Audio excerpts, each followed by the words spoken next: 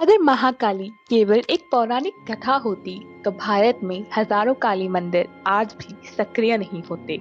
पश्चिम बंगाल की काली घाट, आसाम की कामाख्या, हिमाचल और उत्तराखंड की शमशान काली स्थल और दक्षिण भारत में भद्रकाली, ये सब इस बात का प्रमाण है कि काली को केवल पढ़ा नहीं बल्कि जिया गया है।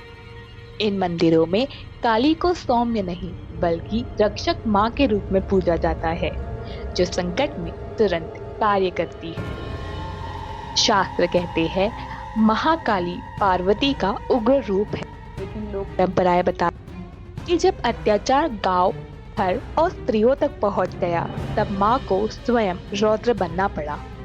इसीलिए कई मंदिरों में काली को ग्राम देवी कहा जाता है, जो बीमारी, अकाल और हिंसा से रक्षा करती है। ये अवतार देवताओं के लिए नहीं, सामान्य मनुष्यों की रक्षा के लिए था। ये प्रश्न हर आता होगा कि वास्तविक कारण यही है कि शमशान वो स्थान है जहाँ समाप्त होता है, इसीलिए काली मंदिर उनके पास होता है।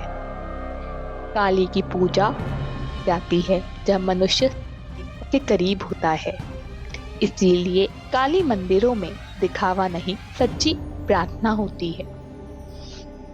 कोलकाता का काली घाट मंदिर केवल एक शक्तिपीठ नहीं है, बल्कि काली स्वरूप की व्याख्या है। ये मान्यता है कि काली की बाहर निकली जीभ क्रोध नहीं, अहंकार पर नियंत्रण का संकेत है। कहा जाता है जब काली का चरण शिव पर पड़ा तभी उन्हें बोध मंदिर में मिला और जीभ बाहर आ गई। यही कारण है कि काली घाट में काली को माँ की तरह वस्त्र और आभूषण पहनाए जाते हैं। अब जानते हैं कि क्यों कुछ मंदिरों में माँ काली शांत और कहीं पर उग्र है। भारत में काली के दो प्रमुख स्वरूप माने जाते हैं, दक्षिण काली जो कि उग्र और तांत्रिक है, और दूसरा भद्रकाली या श्याम काली जो कि सौम्य और गृहस्थ रूप में है। ये बात इस बात पर निर्भर करती है कि क्षेत्र की ऐतिहासिक परिस्थितियां क्या थी, वहां के लोगों को किस प्रकार की शक्ति की आवश्यकता थी। जहां युद्ध और आक्रमण अधिक हुए वहां उग्र काली की पूजा हुई, और जहां परिवार और कृषि प्रधान जीवन था वहां सौम्य काली पूजी गई। कई लोग काली पूजा को हिंसा से जोड़ते हैं। वास्तव में शास्त्रों में मानसिक बलि का अधिक महत्व है। आज भी कई मंदिरों में नारियल, कुम्हड़ा, लाल पुष्प बलि के प्रतीक माने जाते हैं। रक्त बीज कथा का भी वास्तविक अर्थ है बुराई को जड़ से समाप्त करना, ना कि हिंसा को बढ़ावा देना। काली के सच्चे भक्त कभी उन्हें डरावनी नहीं कहते।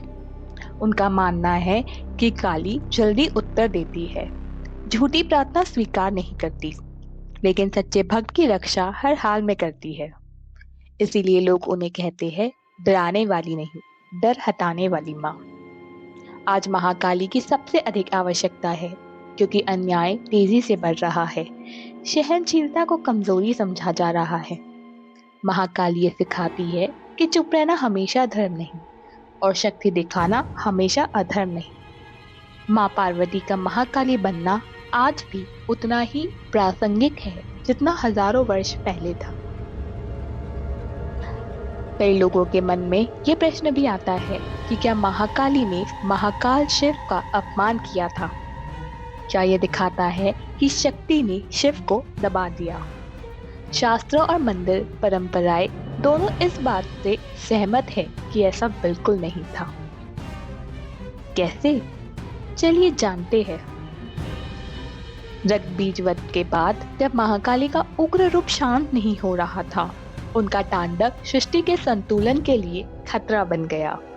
इसी समय स्वयं महाकाल शिव प्रकट हुए और काली के मार्ग में निशब्द होकर लेट गए। जैसे ही महाकाली का चरण शिव पर पड़ा, वो तुरंत ठहर गई। ये घटना किसी अपमान या अहंकार का प्रतीक नहीं है। शास्त्र और मंदिर परंपराओं के अनुसार शिव चेतना है और काली ऊर्जा। ऊर्जा जब चेतना को पहचान लेती है तो विनाश रुक जाता है। काली का शिव पर रुकना ये दर्शाता है कि शक्ति और शिव एक दूसरे के विरोधी नहीं बल्कि संतुलन के दो पक्ष हैं।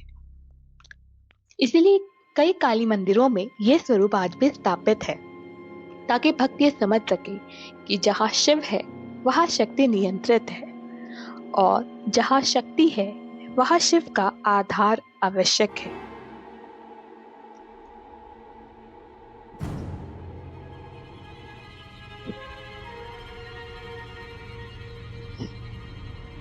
महाकाली कोई दूर की देवी नहीं, वे उस हर क्षण में है जब एक माँ अपने बच्चे के लिए खड़ी होती है, जब एक स्त्री अन्याय के विरुद्ध आवाज उठाती है, और जब डर के सामने सत्य अडिग रहता है। अगर आपको ये कहानी पसंद आई हो तो हमारे चैनल को सब्सक्राइब करना ना भूलें। इस वीडियो को लाइक और शेयर करें। साथ ही साथ आने वाले वीडियोस में हम लोग बात करेंगे माँ भद्रकाली, कालका देवी और शिवजी के कई अनेक रूपों के बारे में। हमारे साथ बने रहने के लिए चैनल को सब्सक्राइब करना ना भूलें, और अपने विचार, अपनी समझ इस वीडियो के बारे में हमारे साथ कमेंट सेक्शन में ज़रूर शेयर करें। Thank you for watching.